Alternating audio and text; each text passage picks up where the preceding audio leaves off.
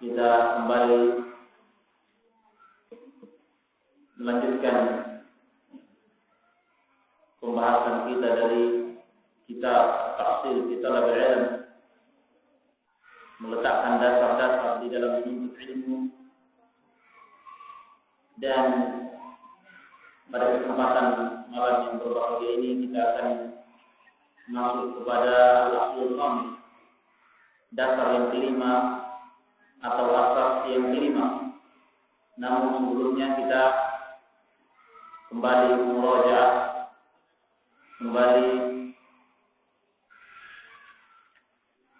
mengulangi apa yang telah berlalu dari empat asas.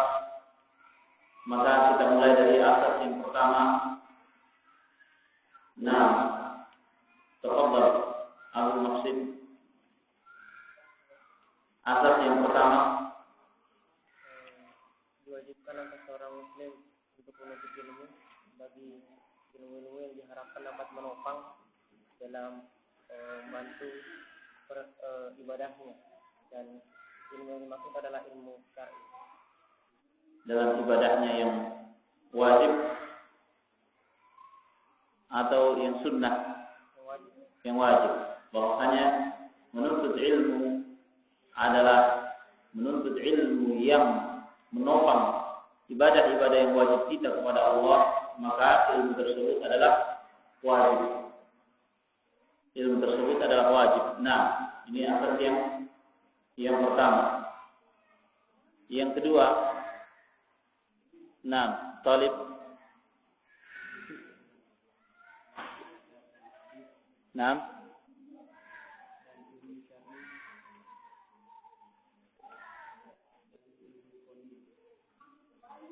bahwasanya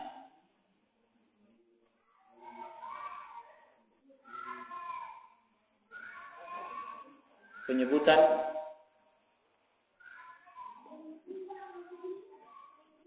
Baik, antum dengarkan Rabi, fadal. Asas yang kedua. Ilmu yang dimaksud dalam Al-Quran dan As-Sunnah. Nah. Adapun ilmu kauniyah, wahyiyah dan yang lainnya bagian dari fardu kifayah. Nah, bahwasanya ujian di dalam Al-Quran, dalam hadis, dalam ucapan para salaf terhadap ilmu, mau yang dimaksud ilmu itu adalah ilmu syar'i, ilmu Alkitab dan Sunnah. Adapun ilmu selainnya dari ilmu-ilmu keduniaan, maka hukum asalnya adalah paling tingginya fardu kifayah. Nah, al-aslu tsalits, asas yang ketiga, qadar Indra. Keikhlasan adalah syarat dalam menuntut ilmu. Itu dia bukan pada permulaan. Nah, apa maksudnya? Yaitu wajibnya mengikhlaskan niat di dalam menuntut ilmu, dan ikhlas yang dimaksud adalah syartun tatabu'iyun la ibtidaiyun. Syarat yang menyusul bukan permulaan. Apa maksudnya?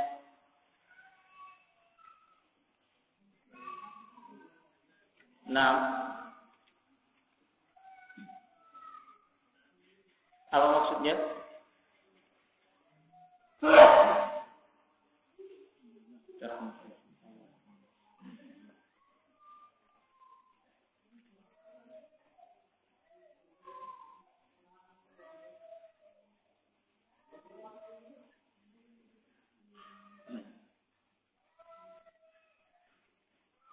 Nah, apa maksudnya? Abdurrahman Tona.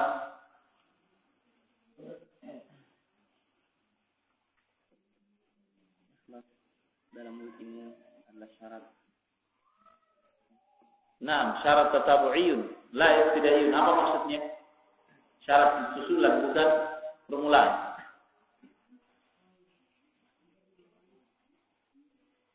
Atau bahasa yang lebih tepat, syarat susulan tidak mesti permulaan. Nah, maksudnya kalau orang awal ilmunya tidak ikhlas, atau yang berilmu saja kebaikannya. Nah, yaitu tidak ada alasan bagi orang yang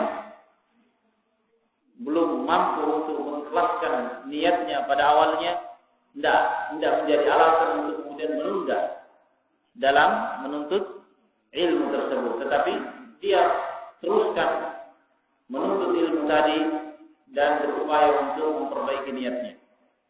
Ini maknanya. Bukan maknanya bahwa dibolehkan ya bagi semua orang untuk tidak menuntut ilmu kalau memang belum bisa ikhlas. Atau boleh seseorang itu menuntut ilmu dengan tidak ikhlas pada awalnya. Lah, saya itu asal-asul tadi, al-asul rabi', asal yang keempat, Mas'ud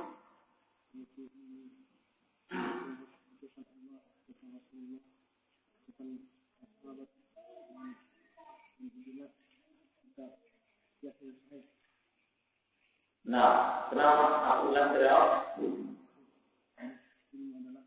Ayo. Nah, ilmu adalah ucapan Allah, ucapan Rasulnya, ucapan sahabat bersama dengan ijma' dan qiyas yang sahih. Nah, dan telah dijelaskan masing-masing syarah atau rinciannya.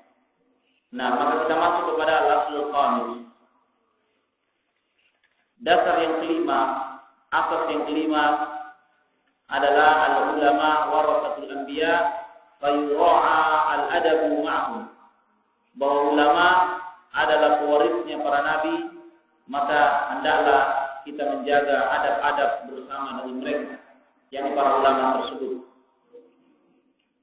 Berkata penulis hafizahullah taala an Abi Darda radhiyallahu taala anhu qala sami'tu Rasulullah sallallahu alaihi wasallam yaqul man salaka tariqan yaltamisu man salaka tariqan yatlubu fihi ilman salaka Allah bihi tariqan min turuqil jannah wal malaikatu tad'u ajnihataha ridan li talabil ilm wa innal 'alima yastaghfir lahu man fis samawati wa man fil ard wal hitanu fil ma wa fadlul 'alim 'ala al-'abid ka fadlil qamari lailatal badr 'ala sa'iril kawakib innal ulama warasatul anbiya wa innal anbiya lam yuwarrithu dinaran wala dirhaman wa awratul ilm faman akhadhahu akhadha bihadzin wahid.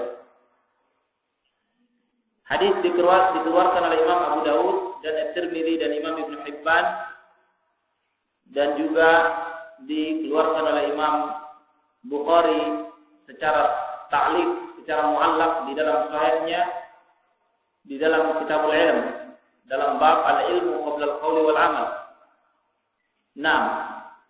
Yaitu dari sahabat Abu Darda, semoga Allah meridainya, berkata, aku mendengar Rasulullah sallallahu alaihi wasallam bersabda, barang siapa yang menempuh satu jalan, dia menuntut di jalan tersebut ilmu, maka sallallahu bihi tariqan min turuqil jannah, maka Allah Subhanahu wa taala akan membukakan baginya jalan dari jalan-jalan surga. Maka Allah akan membukakan pada orang tersebut jalan dari jalan-jalan surga. Dan para malaikat meletakkan sayap-sayapnya kepada penuntut ilmu tadi, ridwan li talibil ilm, karena ridha terhadap penuntut ilmu tersebut. Ya, jadi para malaikat meletakkan sayap-sayapnya karena ridha terhadap para penuntut ilmu. Sebagaimana yang kita ketahui bahwasanya malaikat memiliki banyak sayap. Sampai disebutkan malaikat Jibril memiliki berapa? 600 sayap. Yang satu sayap beliau itu menutupi ufuk timur dan barat. Alaihi salam. Maka para malaikat yang meletakkan sayap-sayapnya kepada para penuntut ilmu tersebut karena meridhai apa yang dia sedang lakukan. Dan sesungguhnya al-alim, seorang yang berilmu itu akan dimintai pengampunan akan didoakan pengampunan kepada seluruh penduduk langit dari kalangan malaikat dan juga pada seluruh penduduk bumi hingga ikan di lautan pun ikut mendoakannya, mendoakan pengampunan, istighfar. Semoga Allah mengampuni penuntut ilmu tersebut. Semoga Allah mengampuni para ulama tersebut. Nah, ya, penduduk langit dari kalangan malaikat dan juga penduduk bumi dari kalangan manusia dan makhluk yang lainnya, sampai ikan pun di lautan ikut memohonkan ampunan, istighfar kepada seorang alim, yaitu orang yang berilmu. Dan kemudian Rasulullah menyatakan keutamaan orang yang berilmu atas orang ahli ibadah, maka seperti keutamaan bulan, cahaya bulan di malam purnama dibanding dengan seluruh cahaya-cahaya bintang yang ada di langit. Jadi keutamaan orang yang berilmu dibanding dengan orang yang ahli ibadah, itu orang yang berilmu cahayanya seperti cahaya bulan di malam purnama. Dan ahli ibadah cahayanya seperti cahaya bintang-bintang yang ada di langit. Cahaya bulan di malam purnama itu menyinari seluruh jagat raya, menerangi seluruh bumi, bahkan menerangi alam semesta. Nah, adapun cahaya bintang itu hanya menyinari di sekitarnya, ya, di sekitarnya saja. Nah, maka cahayanya berbeda. Demikian keutamaan orang yang berilmu dibanding dengan ahli ibadah. Tentunya yang dimaksud di sini ahli ibadah bukan ahli ibadah yang tidak berilmu, tidak. Tetapi ahli ibadah yang dimaksud di sini juga berilmu, tetapi dia ibadahnya lebih condong, ya, ibadahnya lebih banyak dibanding dengan al-alim tadi dan yang orang yang berilmu tadi, yakni dia lebih berilmu daripada ahli ibadah ini tadi. Nah, lebih condong, lebih nampak sifat keilmuannya dibanding dengan ahli ibadah ini tadi. Adapun ahli ibadah ini tadi lebih nampak sifat ibadahnya dibanding dengan ahli ilm ini tadi. Tetapi ahli ilm ini, ya, lebih utama daripada ahli ibadah tersebut. Lebih utama daripada ahli ibadah tersebut, seperti keutamaan cahaya bulan di malam purnama dengan cahaya bintang-bintang yang ada di langit. Nah, subhanallah, perbedaan yang jauh, ya, karena memang ilmu itu untuk diri sendiri dan untuk orang lain. Adapun ibadah itu untuk diri sendiri saja, bukan untuk orang lain. Kita sholat, qiyamul lail untuk kita sendiri, ya, manfaatnya tidak menjangkau orang lain. Tapi kalau ilmu, manfaatnya menjangkau orang lain, diri sendiri dan juga orang lain. Dari sisi ini, sehingga Rasulullah menyatakan keutamaan orang yang berilmu itu lebih dibanding dengan ahli ibadah.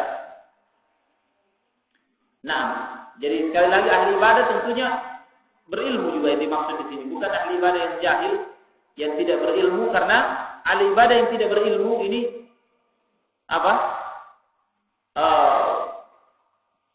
Nah, ibadah tersebut akan bisa tertolak, ya, karena akan menyelisihi sunnah Rasulullah SAW, menyelisihi tuntunan Allah dan Rasulnya dalam ibadah tersebut, maka ibadah itu tertolak. Nah, tapi ibadah yang diterima oleh Allah, ibadah yang dibangun di atas tuntunan Allah dan Rasulnya. Nah, kemudian kata Rasulullah SAW, innal ulama warasatul anbiya, sesungguhnya para ulama itu pewarisnya para nabi. Dan sesungguhnya para nabi tidak mewariskan dinar dan dirham, yakni tidak mewariskan harta. Ya, jadi para nabi itu tidak mewariskan harta. Nah, ini jelas sabda Rasulullah SAW. Dari seluruh para nabi yang diutus oleh Allah, tidak ada yang mewariskan harta. Ya, tetapi mewariskan apa? Al-ilm, ilmu. Barang siapa yang mengambil ilmu tersebut, maka sungguh dia telah mengambil bagian yang terbesar, bagian yang melimpah, ya, di dunia ini. Yang dimaksud adalah ilmu, warisan ilmu, bukan warisan harta, dinar atau dirham. Nah, berkata Imam Abu Hatim Ibn Hibban radhiyallahu anhu, nah, jadi kata-kata radhiyallahu anhu itu berselisih ulama. Ada yang mengkhususkan kepada sahabat saja, ada juga yang tidak mengkhususkan pada sahabat saja. Al-muhim, ketika kita mendapatinya, maka ini adalah perselisihan dan ada ucapannya para ulama yang mengatakan radhiyallahu anhu kepada selain sahabat. Nah, berkata Imam Abu Hatim Ibn Hibban rahimahullahu taala, fi hadzal hadits bayan wadih anna al-ulama alladziina lahumul fadl alladzi dzakarna hum alladziina ya'lamuna 'ilma an-nabiy sallallahu alaihi wasallam duna ghairihi min sa'iril 'ulum. Ala tarahu yaqul al-ulama warathatul anbiya wal anbiya lam yuwarrithu illa al-'ilm.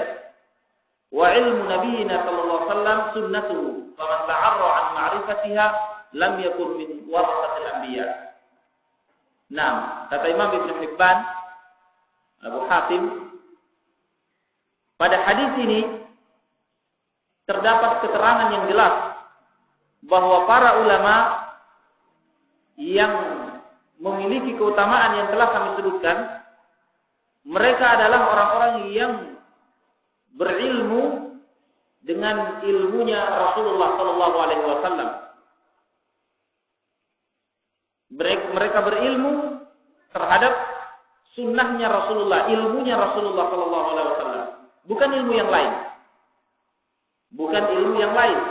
Jadi para ulama yang mewarisi para nabi tadi, ilmu mereka adalah ilmu tentang sunnahnya Rasulullah. Bukan yang lainnya, bukan ilmu-ilmu yang lain, ilmu keduniaan lah. Ya, tidak akan kau melihat bahwa Rasulullah menyatakan al-ulama warasatul anbiya, bahwa para ulama itu pewarisnya para nabi, dan para nabi tidak mewariskan kecuali ilmu. Para nabi itu tidak mewariskan kecuali ilmu. Maka ilmu Nabi kita Muhammad sallallahu alaihi wasallam adalah sunnahnya.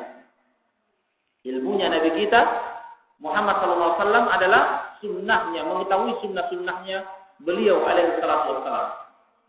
Maka para ulama berilmu tentang sunnah Rasulullah.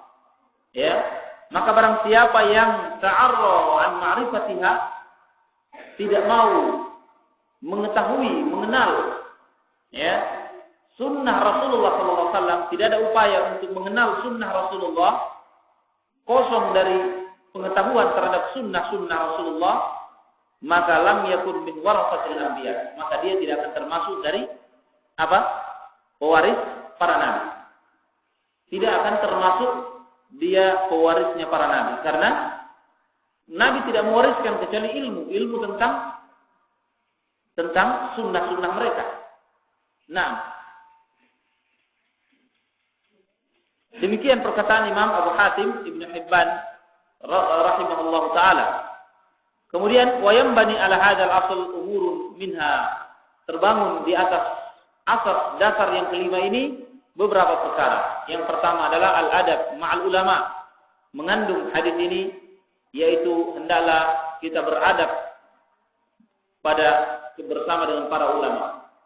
Kepada para ulama kita memiliki adab yang mulia, adab yang baik. Nah, ini adalah wajib berdasarkan hadis-hadis Rasulullah sallallahu alaihi wasallam, di antaranya hadis ini. Karena mereka adalah pewarisnya para nabi, maka wajib untuk kita memuliakan mereka dengan adab-adab yang baik. Kemudian di antara adab-adab para ulama adalah fala yumari asy-syekh, tidak mendebat. Ya, tidak mendebat syekh, yakni gurunya, ulamanya. Nah, dengan debat yang tentunya di luar dari adab, dengan debat yang menurunkan wibawa dari syekhnya, gurunya. Nah, ini berdasarkan sabda Rasulullah SAW. Tidak boleh seseorang itu menuntut ilmu untuk liyujadila bihil ulama wa liyumariya bihis sufaha, untuk membantah para ulama, mendebat dan membodoh-bodohi para orang-orang awam, orang-orang bodoh. Tetapi menuntut ilmu untuk beradab, agar dia memiliki adab-adab yang sopan, santun, adab-adab yang mulia di hadapan para ulama tersebut, di hadapan para guru-guru mereka. Waalaikumsalam. Di antara adab para ulama adalah la yukthir alaihi minas soal, tidak memperbanyak soal, yakni banyak bertanya, ya, sehingga menyebabkan syekhnya atau gurunya tersebut merasa haraj, merasa sempit karena diserang dengan pertanyaan-pertanyaan. Nah, tentunya maksudnya di sini adalah pertanyaan yang tidak pertanyaan yang memperbanyak pertanyaan di sini, pertanyaan yang tidak bermanfaat. Ya, atau sekalipun bermanfaat tetapi pada kondisi syekhnya dalam keadaan lemah misalnya, ya, dalam kondisi sakit misalnya. Nah, kemudian memperbanyak soal menyebabkan dia haraj, kondisinya sempit keadaannya. Nah, maka dalam perkara ini melihat kondisi keadaan syekh tersebut. Kalau pertanyaannya bermanfaat, pertanyaannya penting, dan juga syekhnya senang ditanya dengan kondisinya, keadaannya, maka ini tidak ada masalah, ini baik. Nah, karena seorang syekh memang dia adalah siap untuk memberikan jawaban-jawaban dari pertanyaan dari murid-muridnya yang memang benar-benar ingin mencari ilmu tersebut. Nah, maka ini makna daripada la yusiru alaihi minas soal, tidak memperbanyak atas gurunya itu dari pertanyaan-pertanyaan. Di antara adab bersama dengan ulama adalah lebih-lebih kalau bertanya untuk menguji, ya, bertanya untuk mencari kesalahan, ini lebih parah lagi, lebih qillatul adab. Nah, lebih tidak sopan lagi kalau memang tujuannya seperti ini. Kemudian di antara adab bersama ulama, la yasghabu fi majlisihi. Hendaklah tidak mentasydib atau mentahyij syekhnya di majelisnya, yakni menggelisah, menyebabkan syekhnya itu gelisah, ya, dengan perbuatan-perbuatan yang aneh yang dilakukan oleh muridnya tersebut dalam majelis. Nah, ini banyak bentuk-bentuk tasydib atau tahyij, menyebabkan seperti misalnya keluar masuk dalam hal yang tidak bermanfaat, ya, atau mengolorkan kakinya misalnya. Bentuk-bentuk tasydib atau tahyij yang menyebabkan syekh itu gelisah dan konsentrasinya terganggu karena sebab mad'u itu tadi, atau misalnya melakukan tertawa dalam hal yang tidak ada sebab atau tidak ada manfaat, sehingga perhatian syekh menjadi terganggu. Nah, maka ini diantara adab, ya, bersama dengan para ulama kita tidak boleh melakukan tahyij, ya, atau tasydib, yaitu hal-hal yang menyebabkan syekh konsentrasinya berbalik, ya, atau gelisah dengan sebab perbuatan-perbuatan mad'u tadi atau murid-muridnya. Nah, ya, ini termasuk biasanya ada yang melakukan mungkin kebiasaannya bunyi-bunyi dengan suara yang macam-macam, ya, yang mestinya tidak pantas, adalah dijaga untuk agar semua konsentrasinya terpusat. Ya, anggaplah misalnya tidak ada kebutuhan melakukan bunyi-bunyi menarik ludah atau sebagaimana yang biasa terjadi, ya. Biasanya misalnya ini kadang ya dalam keadaan orang konsentrasi menuntut ilmu tiba-tiba ada bunyi yang seperti itu. Nah, ini bisa menyebabkan tahyij, ya, kekacauan di dalam majelis tersebut. Nah,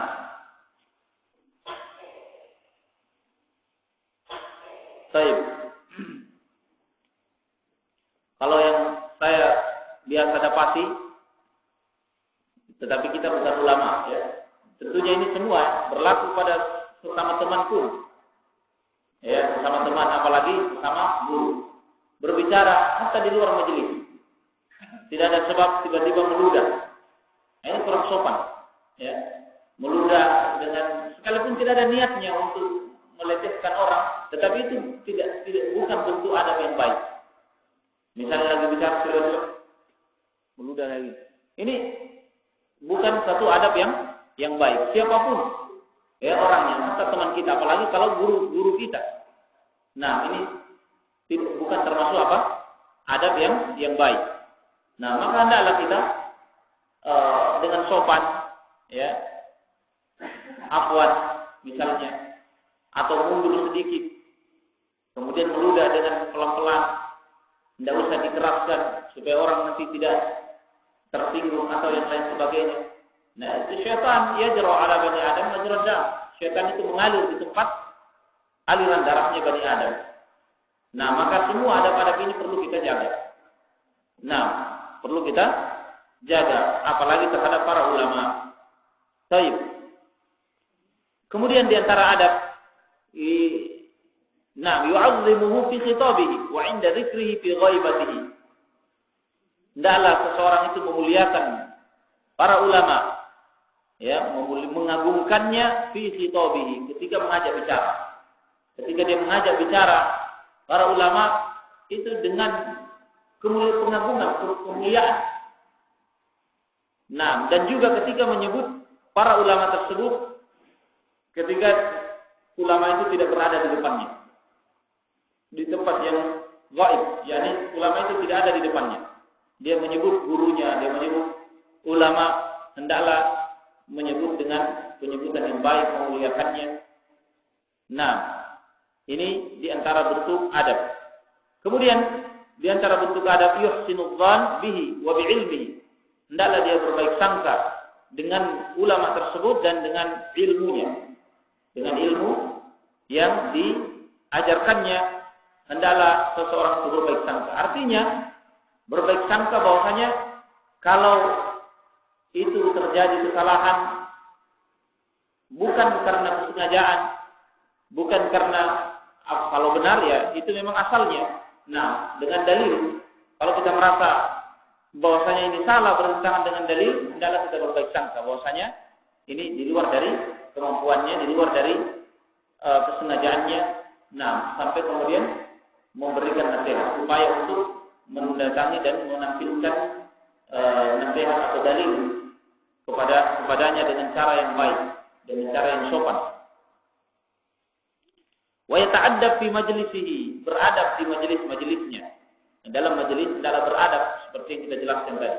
Yakni beradab dalam gerak-gerik, dalam duduknya, dalam semua ya keadaannya di majelis.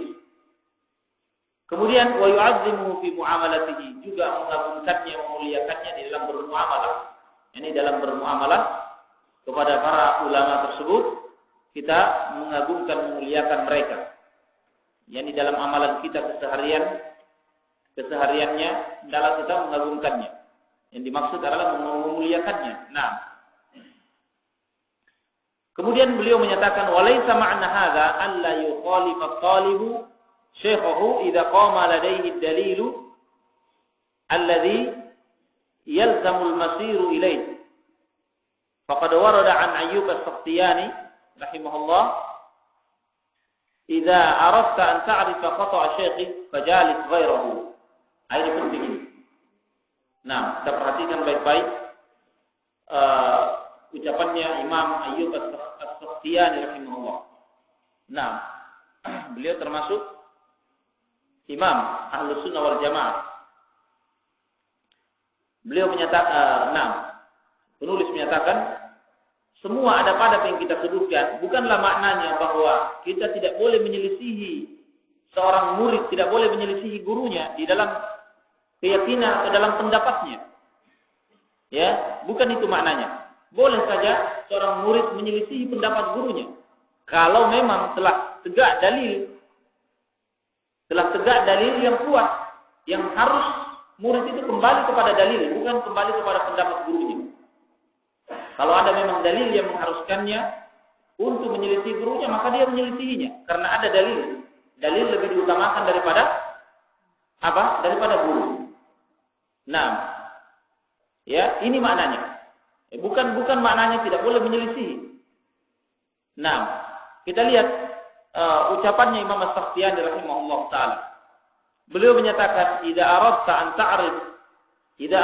ta'rifa qata'a syaikh fajalis ghairahu." Apabila engkau ingin mengetahui kesalahan gurumu, maka duduklah kepada yang lainnya. Maksudnya kepada selain guru yang lain. Perhatikan. Jangan kita salah pahami ucapan ini. Nah, apa maksudnya? Apakah Syekh memaksudkan bahwa hendaklah kita mencari guru supaya kita tahu kesalahannya guru kita yang pertama? Lah, bukan itu maksudnya. Ya, maksudnya hendaklah engkau memperbanyak guru agar engkau bisa tidak taklid, tidak ta'assub. Itu maknanya. Tidak fanatisme. Yang penting kalau guru dibela mati-matian sekalipun salah. Lah, bukan ini maknanya. Tetapi hendaklah kita memperbanyak guru. Itu maknanya nasihat atau ucapan Imam Ayyub As-Sakhtiyani. Karena banyak guru ini akan menghindarkan kita untuk dari taklid, membebek atau fanatisme buta.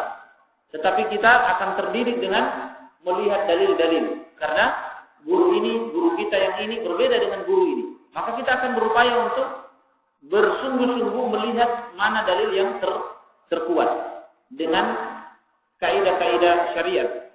Ya, dengan kaidah-kaidah syariah yang telah diajarkan oleh para ulama.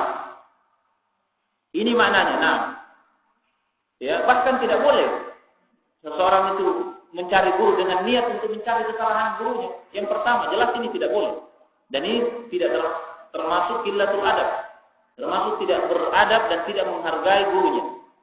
Tetapi tujuannya adalah untuk menghindari apa? Taklid, fanatisme buta tadi. Ya. Untuk menghindari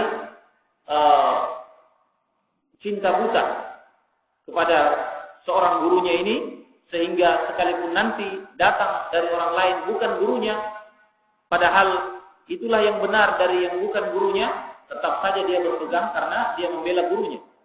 Nah, ini berbahaya. Nah, ini berbahaya. Maka bukan ini makna daripada ucapan Imam Ayyub As-Sakhtiyani rahimahullah taala. Idza aradta an ta'rifa khata'a syaikh fajalis ghairahu. Apabila engkau ingin untuk mengetahui kesalahan gurumu, maka duduklah kepada yang lainnya. Maksudnya bermajelis dan berambillah ilmu dengan selainnya. Kemudian perkara yang kedua yang juga terbangun di atas asas yang kelima ini, yaitu al-akhdhu 'ani syuyukh huwa al-aslu fi talab al-'ilm. Fayakhudhu at-talibu 'anhum yushafihuhum wa yaqtabisu min hadyihim wa samtihim idza kana mu'asiran lahum mudrikan li hayatihim aw ya'khudh 'an kutubihim wa musannafatihim fayaqra'u fiha taliban al-istifadata wa at-tafahhum ma'a ihsanil dhann. Yaitu mengambil dari guru-guru. Inilah asalnya dalam menuntut ilmu. Nah, asalnya dalam menuntut ilmu adalah talaqi, mengambil langsung dari guru, di depannya guru. Bukan dengan cara otodidak, ya, membaca sendiri dari perut-perut kitab, dari induk-induk kitab. Karena yang melakukan hal seperti ini, kata Imam Syafi'i, khata'uhu aktsar min shawabihi. Kesalahannya akan lebih banyak daripada yang benarnya. Maka al-asal di dalam talabul ilm adalah al-akhdhu anisyuyukh. Talaqi mengambil langsung di depannya guru. Ya, berhadapan, mengambil langsung, bermajelis duduk di depannya guru. Kita ambil dari mereka yusyafi'uhum, dengan langsung kita ajak bicara. Ya, wa yaqtabis min hadihim wa samtihim, sehingga dengan talaqi berhadapan seperti ini kita bisa langsung mengambil akhlaknya, ya, sopan santunnya, adab-adabnya, kita bisa langsung mencontoh, mengambil, karena perbuatan akhlak para ulama, adab-adabnya, ya, itu adalah termasuk bagian dari ilmu, termasuk bagian daripada ilmu. Nah, ini perbedaannya, yang mengambil ilmu dengan cara talaqi, dan inilah al-asal, inilah asalnya. Kalau memang kita mampu, kita satu zaman kita bisa mendapati syekh tersebut, kita satu zaman kemudian masih hidup dia, kita bisa langsung mengambil, ini asalnya. Nah, ya, kalau tidak, kalau misalnya kita tidak satu zaman, ulama itu jauh dari kita atau sudah meninggal dunia, nah, pada saat kondisi seperti ini kita mengambil dari kitab-kitab mereka, kita baca. Tetapi tentunya membaca kitab-kitab mereka hendaklah tidak dengan otodidak, tapi dengan juga bimbingan dari guru yang lain. Ya, ada bimbingan. Nah, kita baca, kemudian kita ambil faedah, istifadah, kita pahami, dan disertai dengan husnul dzan, berbaik sangka. Berbaik sangka kepada para ulama tersebut. Nah, ini al-asl al-khamis. Kemudian al-asl sadis, asas yang keenam. Asas yang keenam adalah awaiqut talib, at-talab. Penghalang-penghalang di dalam menuntut ilmu. Ya, penghalang-penghalang di dalam menuntut ilmu. yakni hal-hal yang bisa menghalangi dan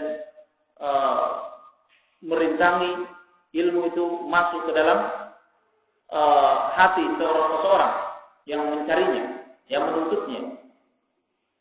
Nah, maka berkata penulis hafizahullah taala, lamma kana al-ilmu tariqan ila al-jannah wa lamma kanat al-jannatu mahfufatan bil maqatir, idzan tariqul ilmi mahfufun bil makarih, fa fihi umur katsira taqrabuha an-nafsu al-ammaratu bis-su'.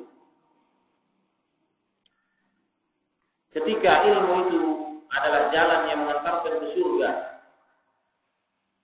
dan ketika surga diliputi dengan segala maqatir, segala rintangan-rintangan, syahwat-syahwat, sebagaimana disabdakan oleh Rasulullah SAW, "Hufatil jannatu bil makarih."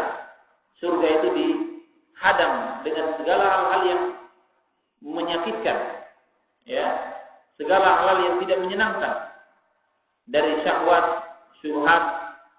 Nah, adapun neraka, hufatil nar bisyahwat, diliputi dengan syahwat. Kalau neraka, ya, nah, berlawanan dengan surga, berbeda dengan surga, diliputi dengan maqasid. Ketika surga diliputi dengan hal-hal yang tidak menyenangkan ini, ya, maka jelas kita katakan bahwa berarti jalan menuntut ilmu juga diliputi dengan makarih.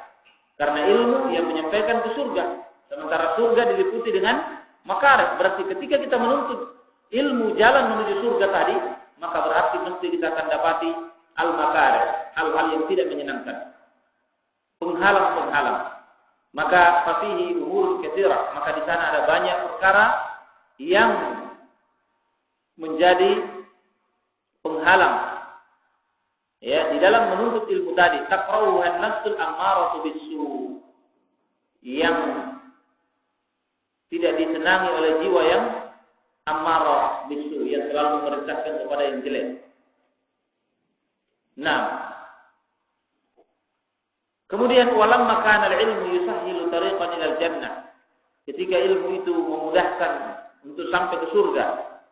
Walamma kana iblis ta'ahada bi qat'i tariq ila al-jannah, ketika iblis itu telah berjanji, mengambil janji kepada Allah untuk menghadang jalan-jalan yang menyampaikan ke surga. Ya, fa inna tariqal ilmi tariqun yad'u fihi iblis min al-talbisat ma yuhawilu bihi sarf as-salik lahu an sulbatihi. Maka ketika ilmu itu memudahkan menuju surga dan iblis telah bersumpah di hadapan Allah untuk menghalangi jalan-jalan ke surga, maka sesungguhnya jalan ilmu tadi itu mesti akan ada iblis yang selalu menghalangi jalan-jalan ilmu ini dengan meletakkan talbisat, dengan meletakkan kekaburan ya pada jalan tersebut yang kita hendak menempuhnya dalam mencari ilmu. Di situ iblis akan meletakkan talbisat, yaitu apa? Pengkaburan agar kita tergoda kemudian jangan menempuh jalan tersebut. Kita mengalah dan menyerah. Baru kita masuk di jalan ini sudah menghadapi satu talbisnya iblis. Wah, kalau begitu saya mundur. Baru mau menuntut ilmu ada penghalang. Ya sudah, antum masih ada tugasnya begini. Banyak penghalang-penghalangnya, godaan-godaannya. Kemudian menyerah, mundur. Nah, ini memang konsekuensinya demikian. Jalan menuju surga, ilmu tadi, mesti di situ iblis akan meletakkan penghalang-penghalangnya, ujian, cobaan-cobaannya. Sehingga dia berupaya untuk memalingkan keinginan orang ini tadi dalam menuntut ilmu. Menyerah dia, kemudian melemah semangatnya karena baru menghadapi 1-2 ujian dari iblis. Nah, maka hendaklah kita mengetahui akan hal ini, awa'id, penghalang-penghalang ini. Kalau kita memahami penghalang-penghalang ini, maka kita akan berupaya untuk melawannya dan menyingkirkannya. Nah, maka ada 3 usul yang paling mendasar yang menjadi penghalang seseorang dalam menuntut ilmu. Tentunya di sana banyak penghalang-penghalang yang lainnya. Tetapi di sini ada 3 yang menjadi prinsip, yang sangat prinsip yang harus diketahui, yaitu al-hirsu wal hasad wal kibr. Nah, yaitu semangat, yang dimaksud semangat di sini adalah cinta dunia, semangat terhadap dunia, itu menghalangi seseorang untuk menuntut ilmu. Kemudian al-hasad, hal hasad, kedengkian juga menghalangi seseorang dari masuknya ilmu. Kemudian al-kibr, yaitu sifat kesombongan, akan menghalangi orang untuk mendapatkan ilmu. Kemudian yang pertama adalah al-hirs, kata penulis kitab Allah, al-hirs alladhi akhraja abana Adam min al-jannah. Nah, alladhi akhraja abana Adam min al-jannah wa bihi waswasa lahu syaitan lamma ra'a hirsahu 'ala al-jannah kama qala Allah Ta'ala fawaswasa lahu asy-syaitanu liyubdiya lahumā mā wuriya 'anhumā min sawātihimā wa qala mā nahākumā rabbukumā 'an hādhihi asy-syajarah illa an takuna malakaini aw takuna minal khalidin wa qasamahuma inni lakuma minan nasihin dalam suratul A'raf. Hirs itulah yang mengeluarkan ayah kita Adam alaihissalam dari surga. Dengannya syaitan, dengan hirs inilah syaitan membisikkan pada Adam alaihissalam melalui siapa? Melalui istrinya Hawa alaihissalam. Nah, ketika syaitan melihat semangatnya Adam alaihissalam terhadap pohon khuldi, ya, nah, maka syaitan membisikkan kepada Adam alaihissalam, ya, untuk kemudian memakannya, kemudian melanggar perintah Allah, melanggar larangan Allah, akhirnya dikeluarkan dari surga setelah bertobat dan diampuni tobatnya oleh Allah Subhanahu wa taala. Nah, Allah Subhanahu wa taala menyatakan bahwa suasana syaitan membisikkan pada keduanya Adam dan istrinya Hawa. liyubdiya lahuma ma wuriya anhuma min sawatihima. Akhirnya untuk menampakkan terhadap keduanya apa yang tersembunyi dari auratnya. Nah, wa qala ma nahakuma rabbukuma an hadhihi syajarah. Syaitan membisikkan bahwasanya Rabb kalian berdua tidak melarang kalian untuk memakan buah pohon ini, pohon khuldi. Ya, kecuali illa an takuna malakain, kecuali kalian berdua itu sebagai malaikat atau kalian berdua adalah minal khalidin, dari orang yang kekal di dalam surga tersebut. Wa qasamahuma inni lakuma laminan nasihin. Kemudian syaitan bersumpah kepada keduanya, Adam dan Hawa, bahwa dia adalah termasuk penasihat, yakni yang memberikan nasihat. Nah, maka dengan sebab hirus inilah Adam alaihissalam dikeluarkan oleh Allah Subhanahu wa taala dari surga. Karena semangatnya untuk memakan buah khuldi tersebut. Nah, maka ini adalah hal yang prinsip yang menghalangi seseorang dari talabul ilm. Nah, dari mendapatkan ilmu, yaitu semangat terhadap perkara-perkara duniawiyah. Kemudian yang kedua adalah al-hasad. Al-hasad alladhi awqa'a al-adawa baina ibni Adam lamma qarraba qurbanan fatuqabbala min ahadihima wa lam yutaqabbal min al-akhar fabasata ilayhi yadahu liyaqtulahu hasadan fabasata ilayhi yadahu liyaqtulahu hasadan. Naam, yang hasad inilah yang menyebabkan permusuhan di antara dua anak Adam alaihi salam. Siapa yang dimaksud? Qabil dan Habil. Qabil dan Habil.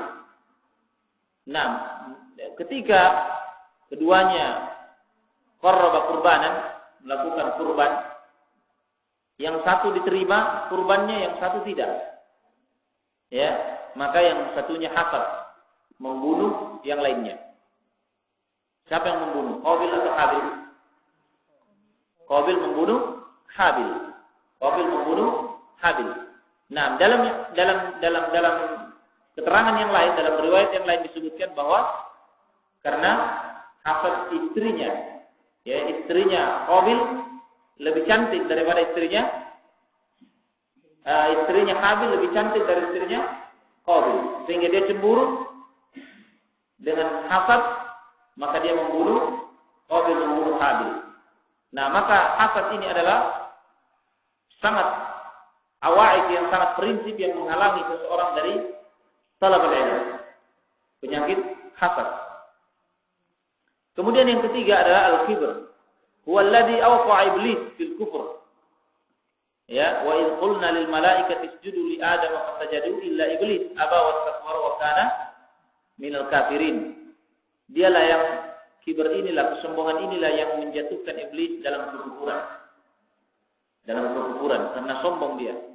Sebagaimana Allah katakan ketika kami mengatakan kepada para malaikat bersujudlah kepada Adam, semua malaikat bersujud kecuali iblis. Enggan dan sombong, maka dia menjadi orang-orang kafir. Nah, maka dengan kesombongan menjatuhkan iblis ke dalam kekufuran. Nah, bahkan sebagaimana yang pernah saya jelaskan, Syekh Amin Asy-Syanqiti rahimahullah menyebutkan bahwa al-asal iblis, ya, ini dibangun di atas al-hasad, dibangun di atas dengki, yaitu dia merasa ciptaannya lebih baik daripada Adam, ya, sehingga dia ada kedengkian ketika dia disuruh untuk bersujud kepada Adam yang dia merasa lebih baik. Nah, dan dengan hasad ini kemudian muncul pula al-kibr, kesombongan. sehingga menjadilah dia orang-orang yang kafir.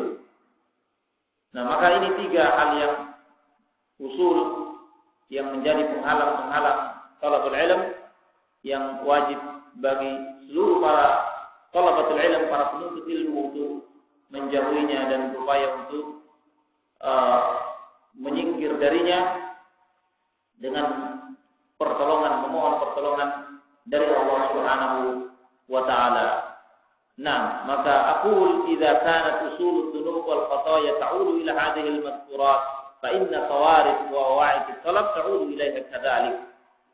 Maka saya katakan, kata penulis, apabila usulud dunub, dasarnya dosa, akarnya dosa dan kesalahan itu kembali kepada tiga hal yang disebutkan, ya, maka demikian pula sesungguhnya pemaling-pemaling yang memalingkan dan seseorang dari menuntut ilmu, penghalang-penghalang yang memalingkan seseorang dari menuntut ilmu, itu juga kembali kepada 3 hal tersebut yang merupakan usulul dzunub, asalnya dosa, akarnya dosa. Al-hirs, al-hasad dan al-kibr. Al-hirs adalah yang mengeluarkan Adam alaihissalam dari surga. Al-hasad adalah yang menyebabkan keburukan dari anak Bani Adam, dan al-kibr adalah yang menyebabkan jatuhnya iblis ke dalam kekufuran. Allah taala alam shawab. Insyaallah taala kita lanjutkan pada pertemuan yang berikutnya, masih dalam asas yang kelima atau keenam. Subhanakallahumma wa bihamdik, asyhadu an la ilaha illa anta, astaghfiruka wa atubu ilaik. Akhiru da'wana alhamdulillahi rabbil alamin.